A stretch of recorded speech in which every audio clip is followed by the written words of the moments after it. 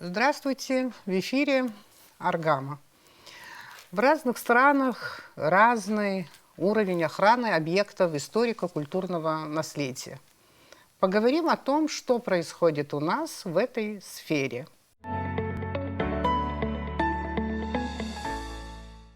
В Российской Федерации защита, охрана памятников историко-культурного наследия является конституционной обязанностью. В нашей Конституции это не прописано, не продекларировано.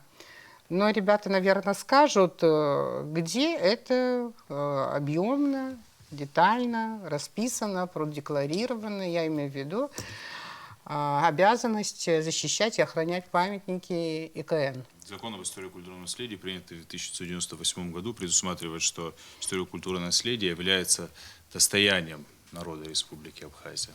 Опыта работы в этой сфере вот у вас достаточно, можно так сказать уже, хотя вы молодые. И надеюсь, что, исходя из этого, мой вопрос вам не покажется наивным. От кого или от чего приходится охранять памятники историко-культурного наследия? Шандор. Спасибо за вопрос. Ну, на самом деле это очень сложный вопрос, потому что каждый гражданин Республики Абхазия несет ответственность за сохранение объектов историко-культурного наследия.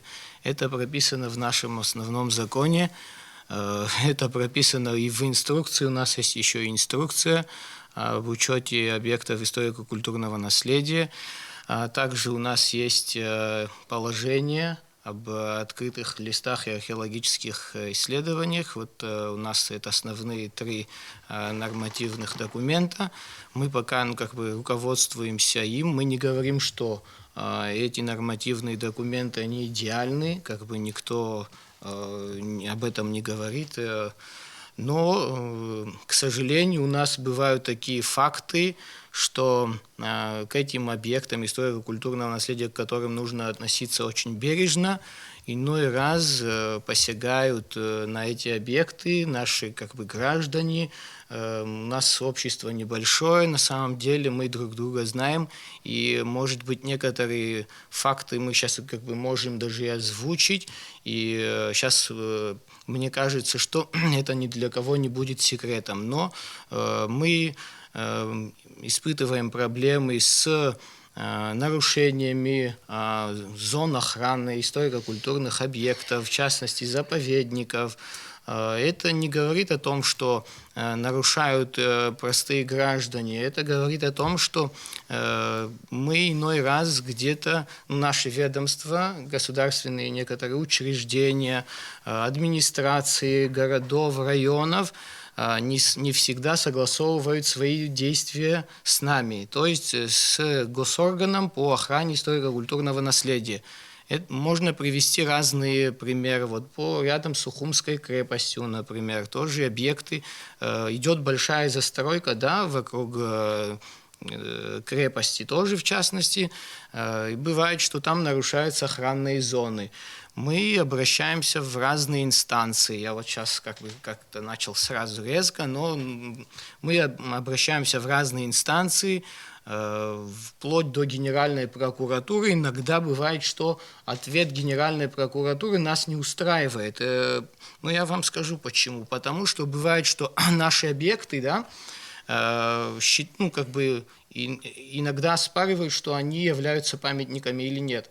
То есть с госорганом другой орган, государственное другое учреждение оспаривает, является ли объект памятником. То есть что это такое? Они говорят, что у вас нет государственной экспертизы. Что государственной экспертизы нет, это ни для кого не секрет. Однако получается ли, что список памятников, который подписал, указом президента принят, подвергается сомнению. Так тоже выходит. Но почему нет экспертизы? Экспертизы нет уже давно из-за того, что нет условий выполнения этой экспертизы. А она по нашей инструкции, не по закону, а в инструкции написано, что экспертиза, государственная экспертиза объекта историко-культурного наследия, она обязательна. Однако выполнение ее к сожалению, мы не можем сделать регламент, потому что у нас нет профильной проектирующей организации, ну, я имею в виду, нету государственной организации, это институт и так далее, где могли бы присутствовать, то есть специалисты от этого института. Я имею в виду именно архитекторов, потому что профильная организация по объектам археологии, она существует. Это Абхазский институт гуманитарных исследований, там есть отдел археологии, то есть археологов мы можем привлечь, но архитекторов, к сожалению, не можем привлекать. Вот такая ситуация тоже есть. А какой выход из ситуации? Это надо принимать решение на законодательном уровне? Я вот сейчас, да, у нас вот недавно появилась такая как бы инициатива, мы пока еще, ну, с юристами это согласовываем. У нас есть еще внутренние документы, то есть внутри департамента по историко-культурному наследию есть специалисты, архитекторы, они вполне компетентны, несмотря на то, что в инструкции написано, что экспертиза должна быть, но у нас есть другие документы, например, акт технического состояния, который мы заполняем, наши специалисты заполняют, и архитекторы, и археологи заполняют на месте, это первичный документ вместе с учетной карточкой. В этом акте технического состояния тоже описывается, что является предметом охраны. На время можно как бы в кабинете министров, я считаю, можно как-то принять этот документ ну, временно, пока у нас отсутствует экспертиза, чтобы этот документ являлся основным. А можно вот спросить, очень интересно спросить, что вот из-за того, что вот ссылаются на отсутствие экспертизы там и так далее, вот и из-за того, что это на самом деле не налажено, есть факты, когда вы теряете объекты историко-культурного наследия? Пока не было, пока именно за это не было, что мы как-то пытаемся договариваться. Вот я хочу тоже озвучить, ну, сейчас про Генеральную прокуратуру сказал, про прокуратуру города Сухум, городскую прокуратуру. Хочу им выразить тоже благодарность, потому что они не дают, чтобы разрушили эти объекты, они как бы очень...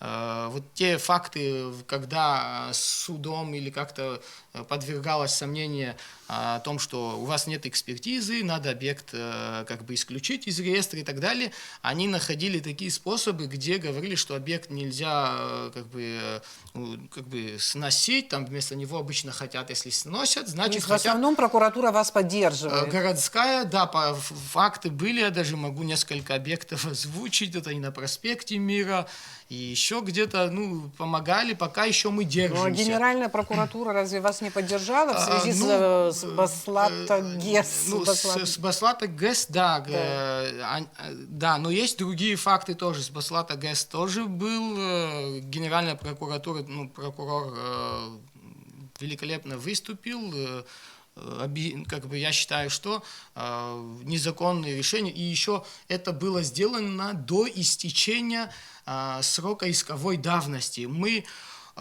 очень много как бы имеем фактов, ну, как бы, когда, если вот говорить об объектах, которые приватизировали незаконно, это в основном вот на муниципальном уровне. Вот как есть? Так получилось, что Баслата-ГЭС оказалась в частных руках? Ну, вы не были в курсе? Мы, как бы, я лично, как бы, ну, сотрудники не были в курсе. Мы узнали, когда, по-моему, сама прокуратура, Генеральная прокуратура начала проверку по данному факту, если я не ошибаюсь. Однако это у юристов надо уточнить. И вот после этого не мы инициировали, кстати, вот тоже важный момент, не Министерство культуры инициировало вот расследование, да, по данному делу. Это сама Генеральная прокуратура, если не ошибаюсь, антикоррупционный отдел. Вот он инициировал и вот проводил проверку. Ну, вы с коллегой вот согласны вот, с его такой принципиальной позицией? Здесь есть одна немаловажная особенность.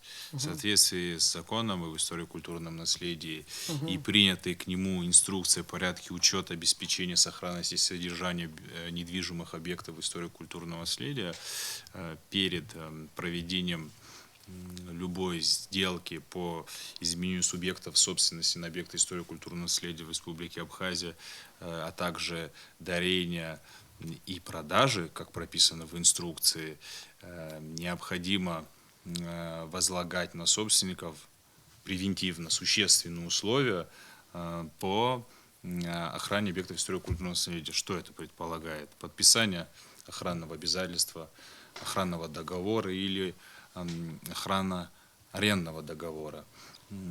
Учитывая, что межведомственное взаимодействие за эти годы между районами, органами местного самоуправления не налажено, а также, кстати говоря, нотариальные конторы республики при или перед проведением сделок покупки-продажи объектов собственности жилого сектора, это там объекты 19-20 века, середины 20 века даже, которые входят в перечень охраняемых объектов, они перед совершением сделки не обременены. И, соответственно, возникают вопросы у собственников. Мы не были уведомлены. И есть еще другой пункт инструкции о порядке учета и обеспечения сохранности, согласно которому после изменения субъекта собственности на объект историко-культурного наследия в месячный срок пользователь или же собственник объекта историко-культурного наследия обязан заключить с министерством, с госорганом по охране историко-культурного наследия охранный договор, охранное обязательство подписать, по которому он должен оберегать объект, а это различные формы ремонтно-реставрационных работ на объектах историко-культурного наследия, которые в соответствующие сроки, определенные госорганом по охране историко-культурного наследия, должны выполняться. Отсутствие нужного взаимодействия, скажем, откуда-то исходит должно быть, да, вот что-то в этой государственной системе охраны выстроено не так, если вот этого взаимодействия с администрациями, да, вот городов и районов по этой части не происходит. Что вот не так? Вообще с вашим ведомством всегда какие-то изменения большие происходят. Я помню, когда, значит, было управление по охране памятников, да, потом был департамент, начальник департамента, по-моему, был в ранге или в должности заместителя министра, это в Рибаталы Самсоновиче, да, вот было. Сейчас у вас не департамент, а, кажется, отдел. Он называется департаментом, но по сути дела это такой же отдел при Министерстве культуры. Такой же отдел, да. И руководитель ваш основной, он тоже в должности заместителя министра, да? Но начальник департамента, кажется, вы. Да. Да, а там вот особо как-то выделено, что он занимает должность заместителя министра. Кстати, мы очень хотели пригласить на эту передачу Гарри Сангуля. Мы не смогли с ним связаться, не получилось. На эту передачу должен был сегодня прийти Батал Самсонович Кобахия, чтобы наши зрители тоже знали, что мы, по какому принципу мы вообще подбираем спикеров там, и так далее. Мы хотели их обоих, но не получилось у Батала Самсоновича тоже. Вот буквально за часа два до передачи он сказал, что он не сможет прийти. Так получилось. Вот о своем статусе, что вы можете сказать, насколько это вас устраивает, насколько такой статус позволяет вам работать эффективно. Вот я вот вижу, потому что вы сейчас рассказываете, и до этого у нас была вот беседа интересная, да, вы буквально пытаетесь мускулами своими спасти объект историко-культурного наследия.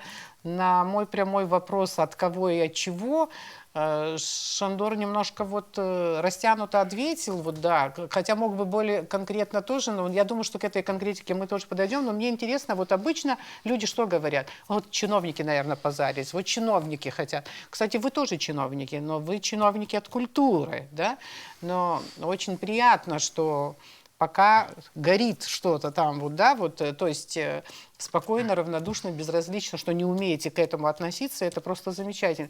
Но на самом деле вот чаще всего кто пытается присвоить себе объекты историко-культурного наследия? Что это за люди, категории? Я не говорю, назовите фамилию, имя и так далее. Не будем по фамилии. Но кто эти люди? Бывают бизнесмены, бывают это люди, которые напрямую их имени там нет, но они находятся, например, в таких должностях тоже, как, можно сказать, наши коллеги, но через подставных людей как-то они тоже влияют. Но когда дело доходит до, ну, как бы, скажем, вот мы выявили факт, да, правонарушения, они выходят, то есть на переговоры как-то через кого-то и так далее.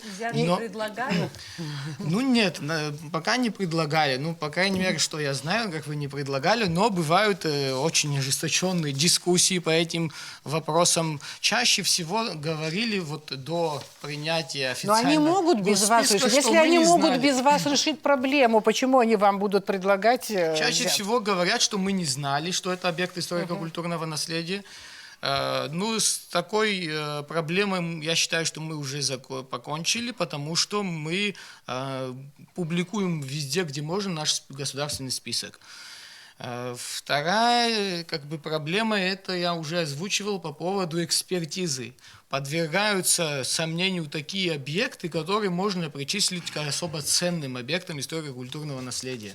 На самом деле такие факты тоже есть. Как вы боретесь с ними? Какие еще есть рычаги, кроме того, что вы можете обратиться Единственное, в суд? что мы не можем на этих людей воздействовать физически, как бы вы знаете, на это есть органы, компетентные органы. Мы обращаемся либо в администрации этих районов, городов, либо обращаемся в прокуратуру. Ну а прокуратура уже потом делает свои следственные мероприятия. Бывает, что мы довольны этими следственными мероприятиями, бывает, что недовольны. Чаще как? Чаще, к сожалению, что недовольны. Но это, я не говорю, что это вина только прокуратуры или администрации и так далее. Это вина, наверное, всех нас, потому что надо дорабатывать, нужно дорабатывать закон, инструкции и так далее. Вот проблемы есть повсюду, на самом деле, надо просто работать с ними. Вас в департаменте сколько человек? В основном все там молодые, правда же? Сколько человек? Ну, около 15. Около 15. Вот скажите, в каких условиях вы работаете? Да, конечно же, работа органа по охране истории и культурного наследия, она должна располагать определенными инструментами для работы над объектами истории и культурного наследия, для проведения экспертизы тоже, для лицензирования объектов истории и культурного наследия с соответствующей лабораторией, архивом с научными данными в рамках существующего положения дела, а именно отсутствием площади, так скажем, рабочей. Это правда, что ты вот так как-то обходишь, почему обходишь, я не понимаю. Правда, что 10 человек в одном кабинете работают? Да, да. А что вы не говорите? А Тогда кабинет я об этом и какой Если спрашиваю. коротко, то так. Кабинет Да. километровый или какой? Меньше этого. Но я хотел объяснить это и сказать о том, что кабинет нужен километровый как раз таки. У нас, да. А у вас и какой? почему он нужен? У нас Маленький? 2, да, небольших кабинета. Но это правда, Да, что существующие. последние годы вот начальники, которые приходят в это ведомство, их не очень устраивает вот статус, скажем, да, вот свой статус организации. Больше хотелось бы вернуться к статусу управления. Сейчас такая проблема стоит перед вами. Вы ставите вот такую проблему? Да, это вопрос активно обсуждается последние несколько лет. Есть, конечно же, аргументы в пользу того, что отдельно функционирующий специализированный орган по охране истории и культурного наследия, собственно, как это и прописано в положении об истории культурном, об работе и функционировании органа по истории и культурному наследию, который с 2003 года не менялся. Вот он каким был, даже после реформы 2015 года, он таким и оставался. Налагает, и это все налагает, конечно, определенные обязательства, которые в существующих рамках работы с другим государственным центральным органом государственного управления невозможно выполнять, потому что есть специфичные мероприятия, такие как выезды на объекты историко-культурного наследия. Это проводится и в выходные, и в дожди, там, и разными видами транспорта. И, кстати говоря, там несколько лет назад мы выезд на объекты историко-культурного наследия проводили там, с использованием там, авиации, там, спецтехники, КАМАЗа и прочих вещей. То есть нужна соответствующая экипировка. А почему Вот, все это и, понадобилось? Там что, черные копатели работали, что ли? Конечно, я вот расскажу, что мы с Шандором несколько Да. раз, один раз было это в проливной дождь, мы ездили там в Цибилю, бегали по лесу и искали свежие выемки для того, чтобы сотрудникам СГБ, это было даже уже в сумерках, для того, чтобы сотрудникам СГБ передать соответствующую Они вообще как информацию. следаки для того, работают, что- как следаки. Да. То есть это специфика другого центрального органа, республиканского органа Министерства культуры, а он другое. Наша специфика другая. И есть другие доводы в пользу разделения этих ветвей власти. Но когда Цибилиум спасали, бензин хоть залили вам? Ну, бензин есть, и транспорт есть, один автотранспорт. Черные копатели это наши местные жители или все-таки приезжают из России? Если они приезжают из России, кто-то их сопровождает, и потом ведь, насколько я понимаю, там нужны специальные инструменты, а как их провозить через границу незамеченными? То Так есть у или них ин- есть тут единомышленники или соратники, получается? Ну вот Шандор, конечно, это полноценно может Сообщники, Анна Сообщники, Ивановна. точное слово, точно не едино. Сообщники. Без внутренней поддержки, я имею в виду местных жителей, и, это не осуществляется. Да. Пару было как бы удачных операций, можно сказать, это СКБ проводили в основном. Вот, спасибо им большое, очень много металлодетекторов изъяли, все передали институту, там, Министерству культуры для того, чтобы научные исследования, они помогали научным исследованиям, потому что металлодетекторы тоже нужны, когда просеиваешь землю, археологический материал может проходить как бы незаметно, а металлодетектор помогает. Но черные копатели используют это только для хищения драгоценностей на этих объектах. Попадались местные тоже, и вместе в основном это с Краснодарского края заезжают, да, вот в приграничных районах есть такая проблема, но совместными Кое-кто, усилиями... наверное, из наших так называемых специалистов, тоже археологов, наверное, кое-кто им помогает. Из скорее всего. археологов, из тех наших коллег никто не имеет к этому отношения. Это как бы вы можете запрос сделать в СКБ, по крайней мере, и как я информирован, нет. А так есть граждане Республики Абхазия, которые как-то считают себя тоже археологами, как-то без открытого листа, что они имеют право на раскопки. Мы даже археологи не имеем права на раскопки без открытых листов. Это выдается в Академии наук только для научных исследований. Недавно на заседании Кабинета министров вы выступали, и у нас был тоже сюжет по абхазскому телевидению. Высказывались по поводу объектов историко-культурного наследия. Я помню ваши слова, что вы согласны со статьей 31 закона о историко-культурном наследии, но в то же время вы сказали, что вы согласны и с решением Генеральной прокуратуры по определенному объекту. Сказали, что вместе с тем эти объекты нуждаются во внимании. Я правильно говорю? Да, во внимании вы сказали. Да, я помню высказывание премьер-министра. Он сказал, что тема тонкая и актуальная, подход нужен, государственный. Да. И речь шла о законопроекте, но я, насколько понимаю, сейчас этот законопроект активно, возможно, предлагаться парламенту не будет. Но вот скажем, мы вот теоретически вот так вот возьмем, если на самом деле надо принимать решения на законодательном уровне, если нужно вносить в существующий закон изменения, вот какие изменения, например, предложили бы вы? Мне интересно это, потому что и какие изменения предложили бы ребята, которые занимаются этой сферой, да, вот и зритель, в принципе, потом может рассудить, потому что всегда вот, что бы ни сказали чиновники, все принимается на рожон. Вот поэтому мне интересно, что думаете вы и что думают ребята. Сам порядок принятия решения о приватизации, он достаточно непростой. Достаточно непростой. Вся собственность в республике делится на республиканскую и местную. Мы, Госкомитет, занимаемся, в нашем ведении находится республиканская собственность. Что касается местной собственности, о которой говорил уважаемый Шандор, это местные органы самоуправления, они по своим законам действуют о местных органах самоуправления.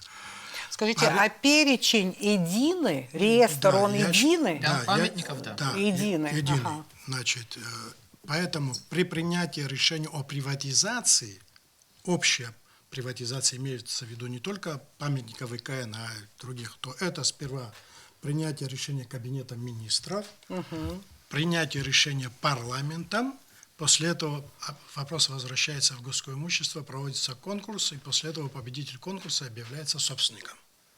Вот такой достаточно сложный порядок. В данном случае говорить, что кулуарно можно такой вопрос решить без решения Кабмина, без решения парламента, это невозможно.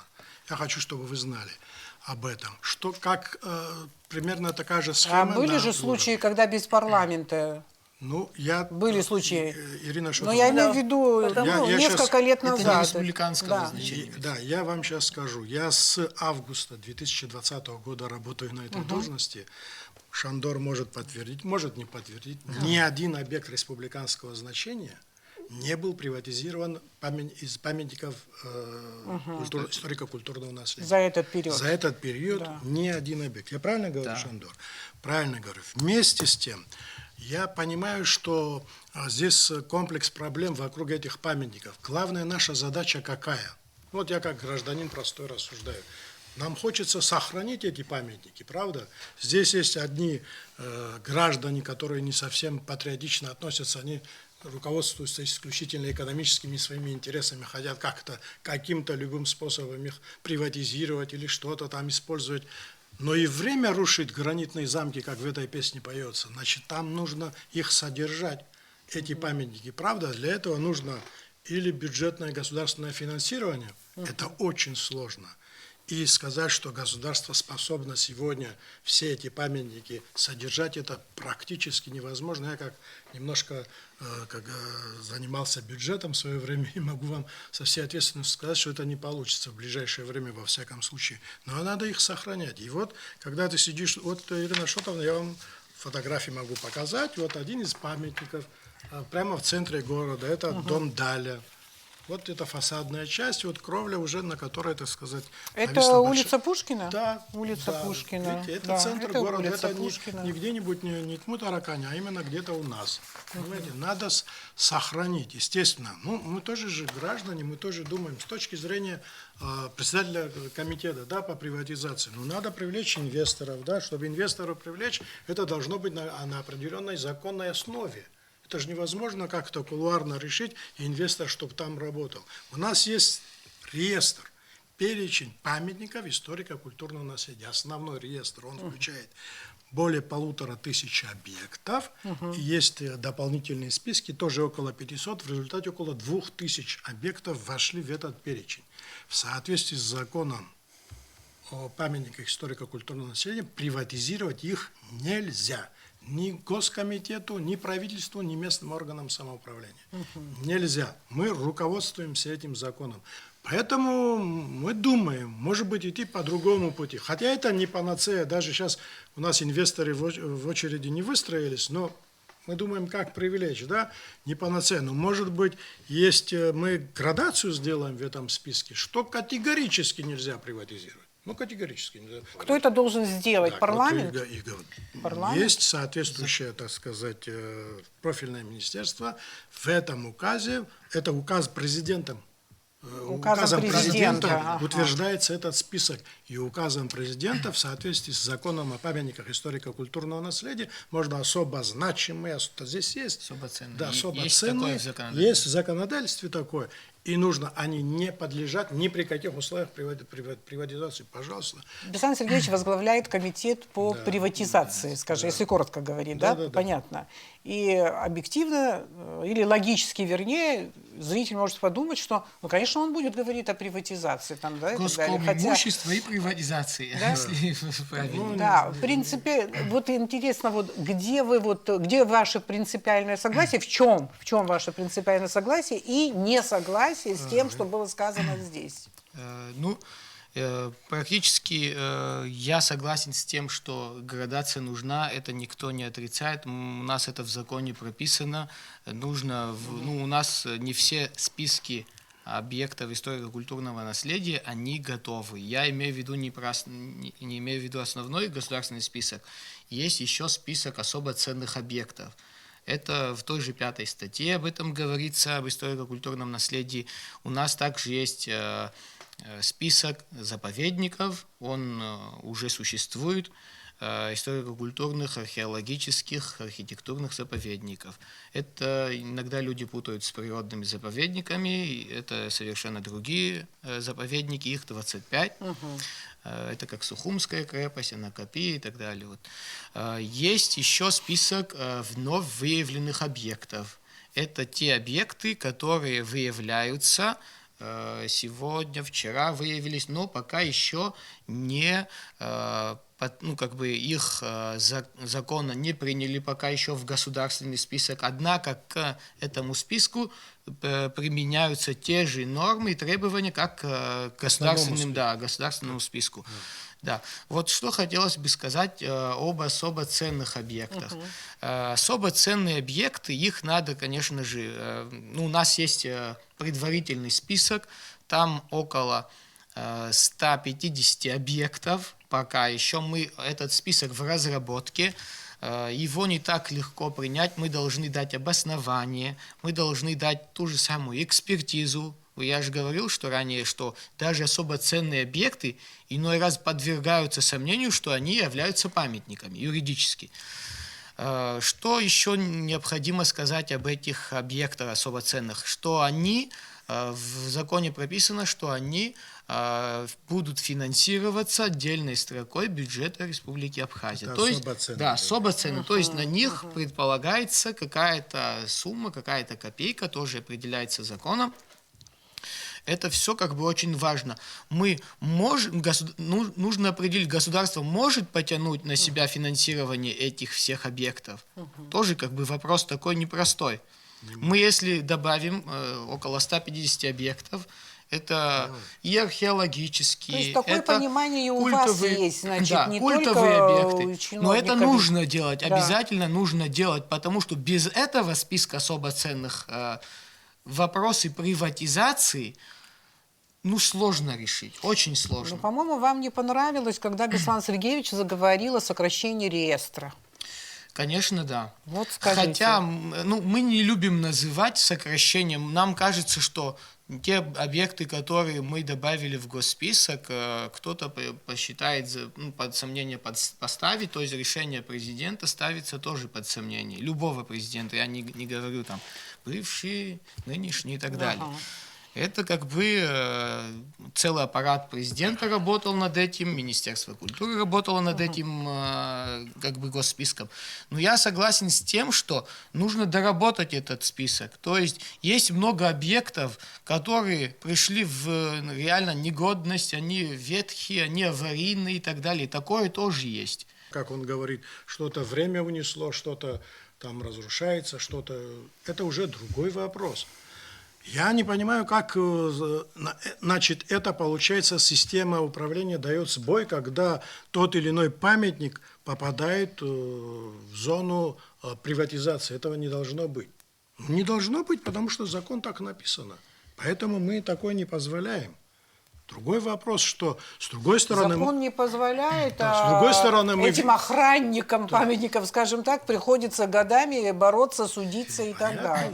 Да. Понятно, это уже вот издержки того, что происходит в нашем обществе. То есть закон Но- не исполняется. Но с другой стороны, вот такое состояние, то, что я вам демонстрирую, это тоже нехорошо. Надо думать. Если есть бюджетное финансирование, я знаю, что этого будет недостаточно, потому что я возможности нашего бюджета знаю. У нас много таких социальных вопросов нерешенных, начиная с нашей маленькой заработной платы и прочее, прочее. Сейчас, значит, все это оставить и за памятники только ИКН взяться, наверное, никто И это в то не же одобрит. время, В то же ну, время само мы время разрушаем. не ждет, Не потому ждет. что памятники Время рушите. разрушаются, Поэтому да. мы говорим, можем инвесторов привлечь при удобном случае, который спасет этот памятник. А какой интерес у инвестора?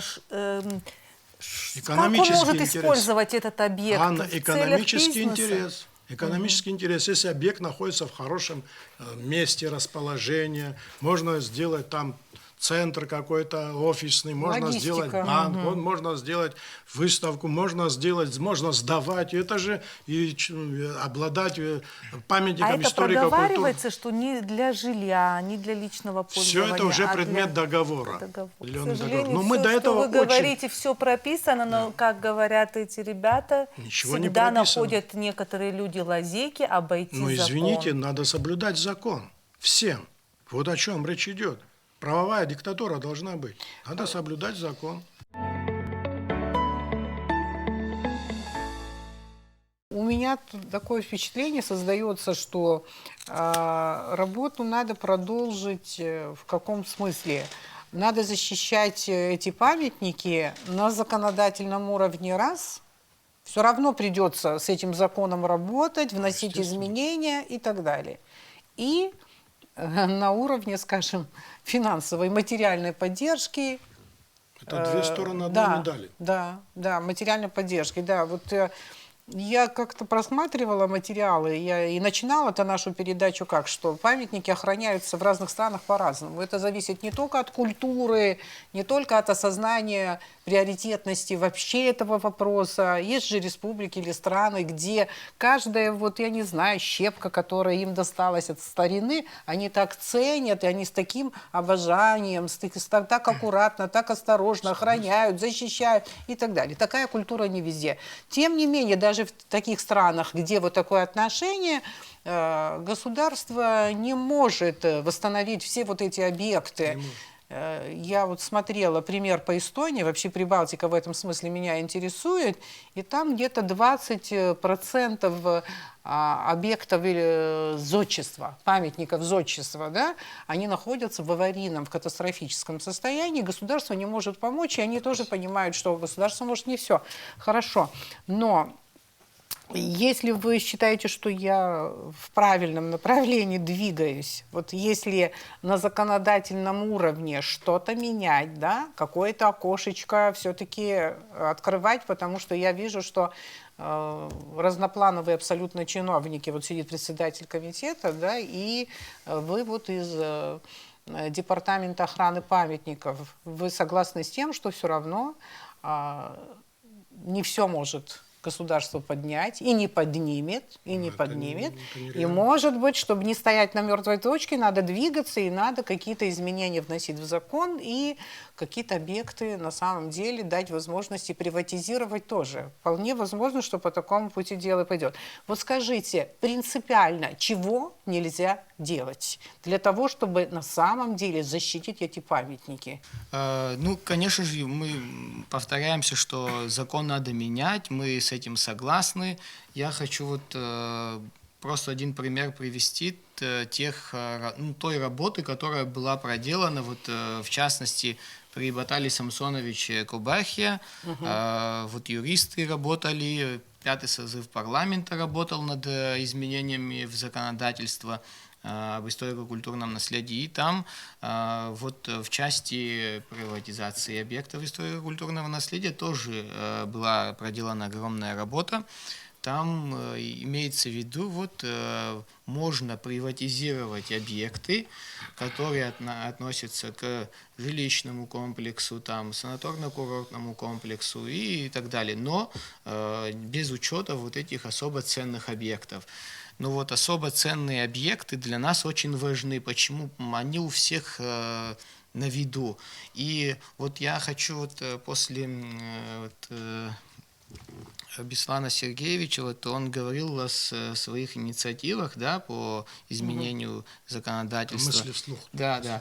Вот у нас вот в 2021 году и в 2022 году, ну вот мы, работая в департаменте, специалисты и так далее, мы иной раз вот как-то думали, неужели эта законодательная инициатива связана с конкретным памятником, который вот хотят приватизировать. То есть какое-то недоверие. Да, ну вот, такое тоже страх. было. Вот, Страх, я могу... боязнь. Был задан прямой вопрос. Извини, Не-не. пожалуйста. Для какого объекта Да. вы вот такую инициативу высказали? Какой объект вы хотите приватизировать? Ну, так не стоит вообще. Да, ну потому что у нас были такие примеры вот в Гагре есть объект, гостиница Жуэк Вара, по нему ставился вопрос о приватизации, он находится на территории заповедника Гагарского историко-культурного, ну, на территории крепости, можно сказать, Гагарской. Это гостиница мебелированная, Смитского. Объект в аренде находится, восстановлен. Потом еще по поводу, у нас были такие, вот сейчас недавно, по поводу главпочтамта, который вот через арбитражный суд тоже было решение, что гибель имущества объявили. Но с этим тоже мы не согласны. Этот объект вполне можно восстановить, там стены есть и так далее. Экспертиза, которая была сделана за границей, мы можем подвергать сомнению, потому что как бы, это не госорганом делалась экспертиза, не мы инициировали, мы вообще понятия не имели. И еще один важный момент, За чего нельзя главпочтамт вы делать. боретесь, Да. еще за какой объект Да. сейчас Еще боретесь? как археолог, ну мы археологи, но больше, вот Инал тоже археолог, я тоже археолог, большей части у нас с черными копателями хватает проблем, а сюда еще и архитектурные объекты. По поводу архитектурных объектов и архитекторов, которые у нас есть. Очень хорошие специалисты, архитекторы.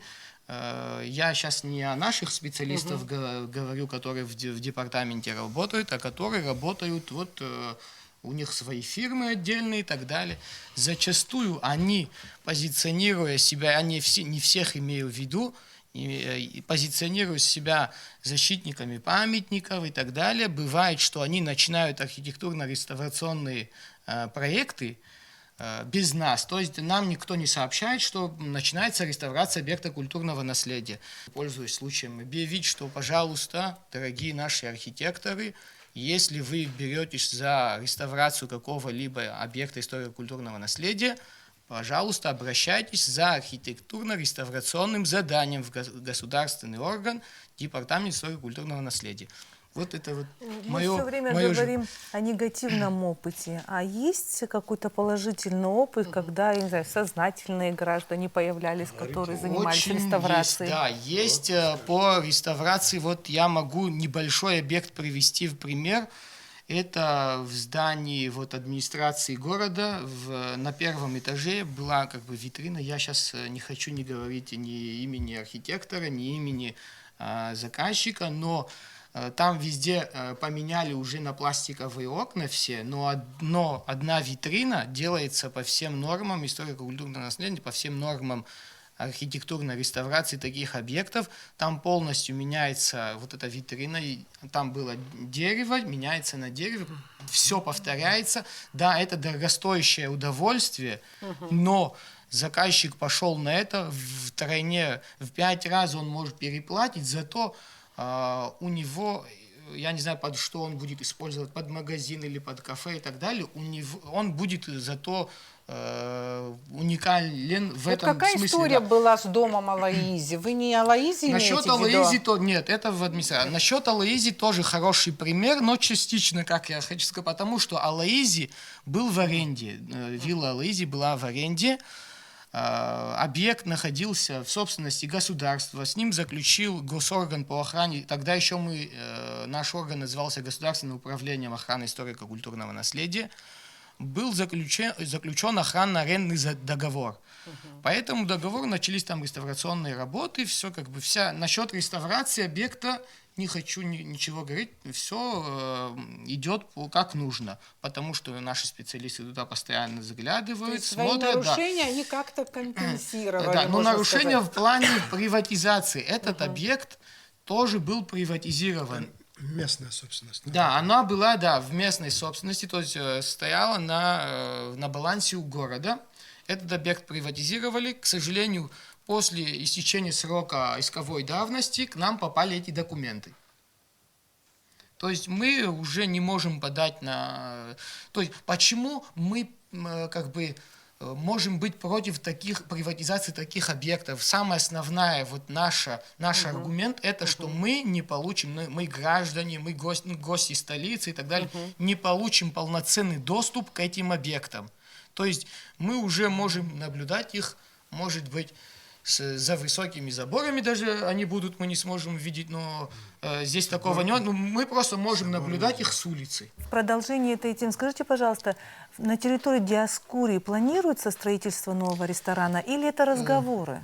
Насчет Диоскурии. На самом деле территория историко-культурного объекта, это заповедник историко-культурный. Границы этого заповедника строго очерчены, и они уже приняты парламентом. Это единственный заповедник, где, у нас во всех 25 заповедниках историко-культурных границы эти существуют. Только у одного границы эти приняты, узаконены, то есть парламентом. Однако есть проблема, была проблема, я так думаю, что на территории этой охранной зоны, на месте бывшего ресторана Диоскурия, в советское время все знают, что был в таком облегченном виде ресторан Диоскурия, планируется построить новый ресторан. То есть с разными проектами приходили в Министерство культуры и так далее. Министерство культуры категорически было против. Госорган в лице департамента тоже был против. Но эти попытки, как я знаю, пока еще есть, попытки есть, что там есть заинтересованные лица, которые хотят, чтобы там был ресторан. Однако закон об историко-культурном наследии такие вещи на самом деле допустить не может, и госорган не может эти такие действия вещи... строительные, они могут...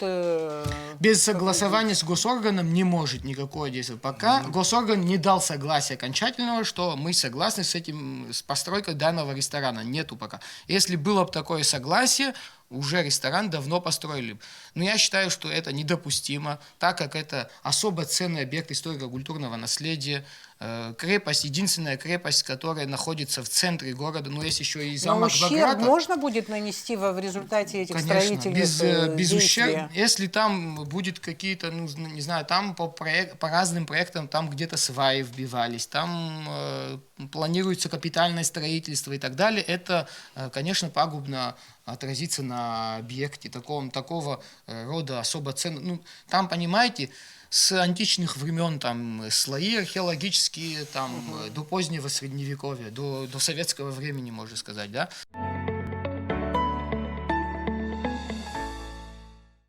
У нас в Абхазии материалов раскопок, наверное, очень много.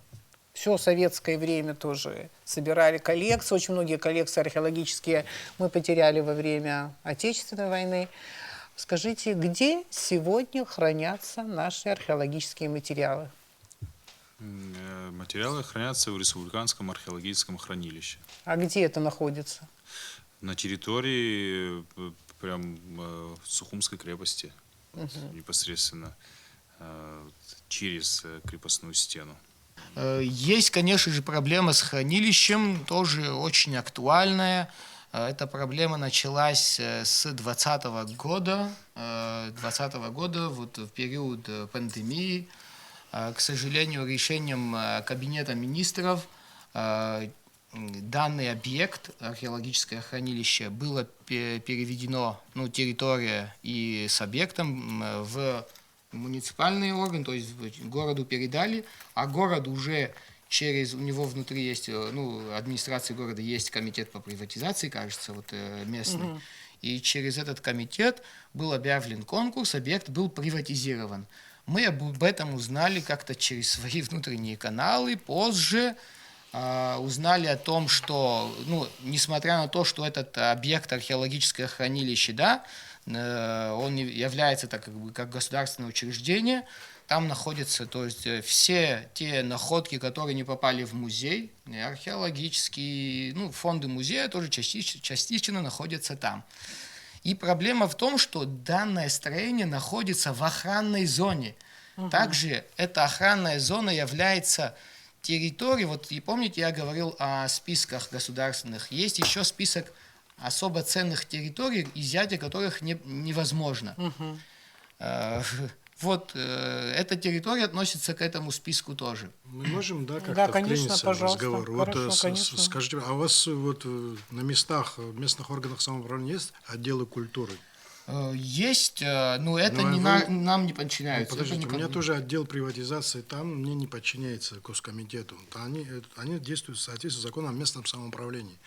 Но взаимодействие с ними, информировать вас вовремя, они же тоже должны защищать. Это же, значит, они мини-министр культуры, значит, на Но этой они должны, территории. значит, но не делают этого, Вот как вы об этом и говорите. говорим. Мы об этом и говорим. Слушайте, если там закон не исполняется, там не исполняется, там нарушается, и в результате мы негативную массу имеем, негативную. проблема. Также тоже, как говорится, не получится у вас. Вы узнаете тогда, когда вас должны Сроки уже информировать. уходят. Отдел культуры, он должен периодически снабжать вас соответствующей информацией. Он там должен выступить против, если он считает, что это не так. Или Вот такие нарушение- приватизации, Да, ну, если они извините, через Кабмин проходили, что министр это культуры... через Кабмин не Я вот проходил. точно не знаю, но он без листа, наверное, обходного был. Без листа обходного, да. Есть такой обходной лист, который все министры подписывают и так далее. Нету подписи Беслан Сергеевич вашей там, не беспокойтесь. Ну, есть я не объекты. беспокоюсь, я просто- Ну, есть факт, что у нас как бы все считают, все знают, но почему-то никто не говорит это вслух, но что объект приватизирован, который находился в охранной зоне, в обход парламента. Такая проблема существует. Дорогие друзья, уважаемые коллеги, я призываю всех и себя в первую очередь пожестче в этих вопросах. Пожестче. У нас есть определенное законодательство, мы должны пользоваться этим законодательством. Если что, будем обращаться в какие-то Ну вот инстанции. соответствующие Голого отделы хода нет. в администрациях городов Я и вот сейчас районов, вот, они... он говорит, Шандор, для меня это это немножко- серьезный вопрос. Так, К сожалению, он поднял очень очень такой серьезный вопрос. Государственный список объектов историко-культурного наследия, он большой, объемный материал. Конечно же, понять историю культурного наследия шире, нежели тот список, который есть, поскольку, если руководствуясь нашим законодательством на все объекты истории культурного наследия, мы составим, как положено, охранные зоны, то для сохранения панорамных раскрытий на объекты истории культурного наследия будут в охранных зонах вовлечены другие объекты, которые не относятся к истории культурного наследия, однако там изменение субъекта собственности возможно, но тем не менее изменение функционального назначения согласовывается с госорганом по охране истории культурного наследия. Ну вот, значит, государственный список, он содержит более 50% в себе объектов археологии, которые априори не могут ни в коем виде не передаваться в аренду, приватизируться и прочее, прочее. Более 200 объектов культовой архитектуры, естественно, не рассматриваем. И вот небольшой такой объем архитектурных памятников, не руинированных памятников 19-20 столетия, которые относятся к гражданскому жилому сектору, они, значит, те объекты, которые находятся в местном самоуправлении, они приватизированы. Люди давным-давно, значит, на свое жилое имущество приобрели соответствующие документы. Да, нельзя, значит, приватизировать объекты республиканской собственности. В то же время изменение субъектов собственности происходит по распоряжению, значит, по постановлению Народного собрания парламента Республики Это Абхазия. субъектов собственности вы имеете. Да, субъектов собственности. Но на объекты республиканского иного значения, согласно тому же закону об истории и культурном наследии, заключается охранно-арендный договор. Договор может быть составлен из нашего архива, например, если вспомнить, аренда на 25 лет, на 49 лет. Объекты в то же время остаются в государственной собственности, ну и пользователь объектов обязан, конечно же, вносить арендную плату за пользованием объектами историко-культурного наследия, и в течение определенного в соответствии с договором времени он должен отреставрировать объект историко-культурного наследия. Та арендная плата, которая поступает согласно инструкции порядке учета по объектам культурного наследия, она может быть использована для госорганам, центральным органам по охране истории и культурного наследия, для реставрации других объектов на территории Республики Абхазия. Достаточно хорошая форма. Да, не подлежит приватизации, это написано в законе, но есть форма арендных отношений, которая есть некоторые примеры того, как объекты передавались в аренду, и они очень даже были неплохим образом. Обычно у нас аренда перерастает в приватизацию. Другое дело, что Да, Шандор да. говорил о том, что есть определенные формы Кто долго последующей что-то в аренде держит, приватизации. никогда он потом Возвращает. не отказывается, не только не отказывается, он добивается приватизации. Вот такая форма есть, предоставление в аренду. Но эта форма, так же, как и сама приватизация, эта форма носит такой, значит, определенный рекомендательный характер. Мы не можем насильно инвестору заставить, вот ты возьми только в аренду. Конечно, инвестор потенциально хочет в собственность получить. Это потенциально он хочет. Мы говорим, извините, в собственность не можем, но мы в аренду долгосрочную мы дадим, и он вынужден определенные вложения, там, допустим, серьезные вложения будут идти. Вот Жоикваров вспомнил здесь, уважаемый Шандор, молодец. Он, значит, этот объект находится в аренде, и арендатор вложил серьезные, значит, вложения сделал, там, капитальные вложения. Там даже сотни миллионов уже пошли, понимаете, на восстановление, на содержание и прочее, прочее. Большие работы проведены. Теперь у него срок аренды заканчивается, он говорит, дорогие друзья, можно ли я столько сделал, можно ли... Мы говорим, нет, нельзя. Нельзя. Мы сказали, ну, извините... Закон запрещает, да. Но Да, можно же, там у него есть право продлить. Я договорю, но это его деньги, частные деньги. Он эти деньги, значит, он говорит, ну хорошо, сегодня руководство адекватное, государство стабильное, все хорошо, все прекрасно, все нормально. Завтра ситуация может, допустим, поменяться. Придет кто-то, чиновник, скажет, извините, мне вот у вас договор аренды заканчивается через 5 лет, и вы, извините, я дальше продлевать не буду. Он тоже боится, мы должны это понимать.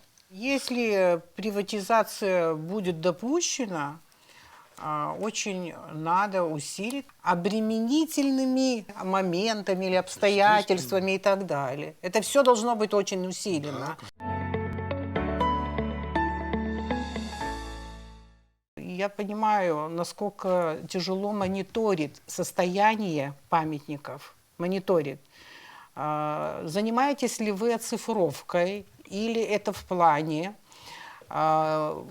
Когда будет возможно в перспективе удаленно мониторить?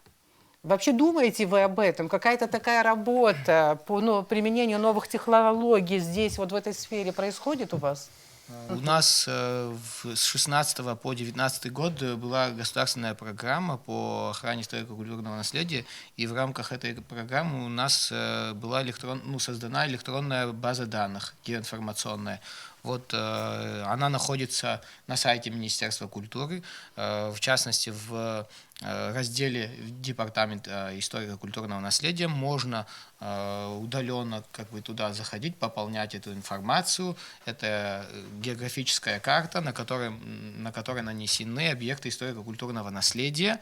по каждому объекту есть конкретная информация, это в частности документ, учетная карта, акт технического состояния. К сожалению, мы пока полностью всю базу не заполнили, да ее заполнить тоже как бы сразу невозможно, потому что по каждому объекту нужно делать паспорта, это более такая сложная работа, но она проводится.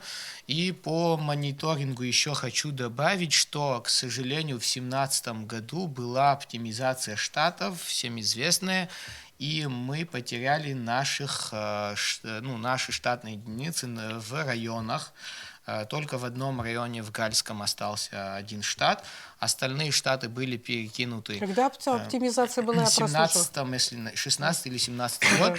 И вот с тех пор вот районные отделы культуры, их сотрудники, как это, я не знаю, помягче выразиться, вот они исполняли функции наших сотрудников, а у нас во всех районах были сотрудники. Это очень осложнило работу из-за отсутствия таких сотрудников. Единственное, вот в Гальском районе, как было более слаженная работа, она продолжается, нет никаких нареканий по Гальскому району, хочу это тоже отметить, потому что наш сотрудник Тенгиз Иналыпа постоянно нас информирует, если что-то там хотят, даже как сказать, если мы тут упускаем более важные моменты, там по разным мелочам он нас беспокоит, мы иной раз выезжаем туда на объект, и наблюдается эта слаженная работа. К сожалению, мы не можем сказать о других районах, хотим вот на самом деле, если такая возможность в будущем представится, чтобы нас пополнили именно этими штатами. Обращайтесь. Да. Респект, кстати, вашему коллеге. Вот Тенгиз, вы сказали, да, Иналыпа. Вот некоторые объекты историко-культурного наследия находятся в частных руках. Но если хозяин не восстанавливает здание, рушится это здание, закон как-то обязывает его к каким-то действиям? Или государство может вернуть себе этот объект? К сожалению, нет. К сожалению, у нас есть штрафные санкции. Они, я не знаю, там такие как бы мизерные. Там несколько род минимальных оплат, заработных оплат труда. Это в законе у нас прописано. Однако вот мы теряли такие объекты. Было, что это плохой пример приватизированных объектов. У нас выработалось негативное отношение к приватизации объектов культурного наследия из-за таких вот фактов. Это факт, например, дом полковника Веркиева, который был тоже как бы снесен. Он был аварийным, но потом по улице Папаскир. Потом еще объект на улице Ардзенба 70, там. Потом на улице Джанашия тоже как бы объект мы потеряли.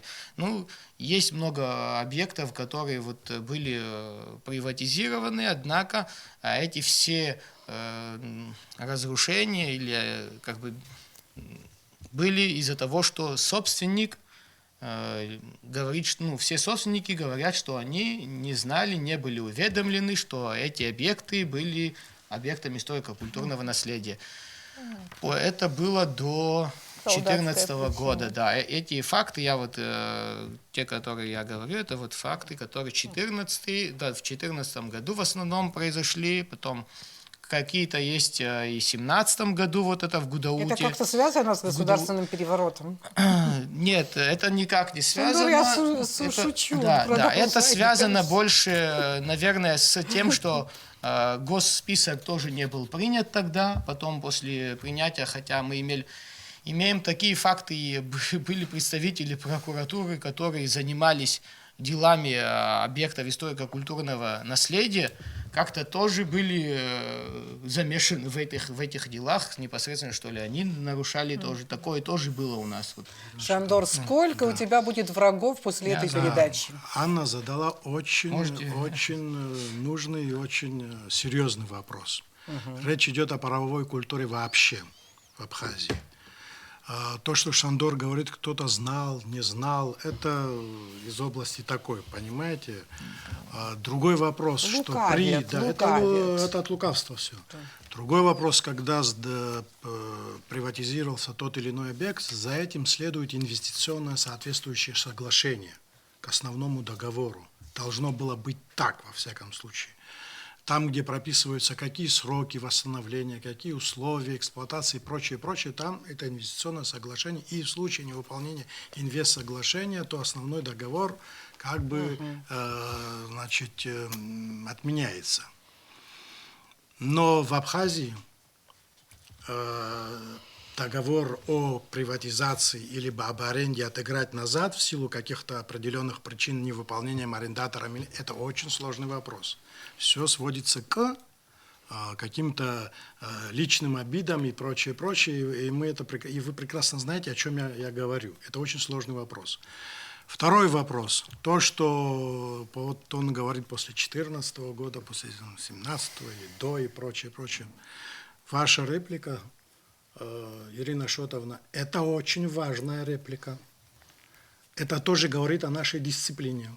Когда общая дисциплина разрушается в результате тех антигосударственных действий, тогда разрушается дисциплина на более низком уровне Вы тоже. сейчас политизируете мою передачу. Одну секунду, я сейчас договорю. Перед нами МВО, ПВО санаторий. До 2014 года, извините, там было очень все симпатично внутри. Мы туда ходили отдыхать с семьями, и все было прекрасно. Там была соответствующая пропускная система, все было хорошо. После этого все пришло в негодность. Я же не говорю, что это связано с какими-то политическими событиями. Я об этом молчу. Но после этого все пришло в негодность. Сегодня мы имеем то, что имеем. Отвечая на вопрос Анны, отвечу, значит, статьей 46 Закона об истории культурного наследия. Решение, прям зачитаю я, чтобы не было другой транскрипции. Лишение собственника, пользователя права собственности на объект истории культурного наследия происходит в судебном порядке в случае нарушения собственником или пользователя объекта истории культурного наследия законодательства Республики Абхазия об истории культурного наследия, невыполнении требований государственного органа охраны истории культурного наследия, определенных его компетенций, отказа внять на себя обязательства по сохранению объекта историко-культурного наследия в соответствии со статьей 30. Иск о лишении прав собственности направляется к госорганам по охране историко-культурного наследия. Естественно, лишить права собственности можно. Мы могу сказать, что многого боимся. Иногда вообще всего боимся. Мы боимся что-то менять, мы боимся сами меняться. Сейчас в этой передаче мы уже не можем выяснять природу наших страхов, но, наверное, какое-то основание для этого все-таки есть. Я вспомнила заголовок одной публикации российской журналистки, которая изучала китайскую тему на Дальнем Востоке. То есть многие граждане России встревожены тем, что там появилось очень много китайцев, идет заселение этих районов восточных и так далее. Они много беспокоились, писали и так далее. Вот она изучала эту тему и свою статью назвала очень интересно. «У страха глаза узкие». Это было давно, я запомнила, это было замечательно, просто талантливо очень сказано. И думая о наших страхах, мы так боимся. Значит, если в закон о приватизации не вносить изменения, государство не может профинансировать, оказать материальную поддержку, защитить наши памятники, они тихо будут разрушаться, погибать и так далее. Думаем так. Да. А второй страх, если мы допустим приватизацию, неизвестно, что произойдет, потому что мы же замечаем, что чем дальше, тем хуже. Слово «приватизация» становится почти ругательным словом. Да.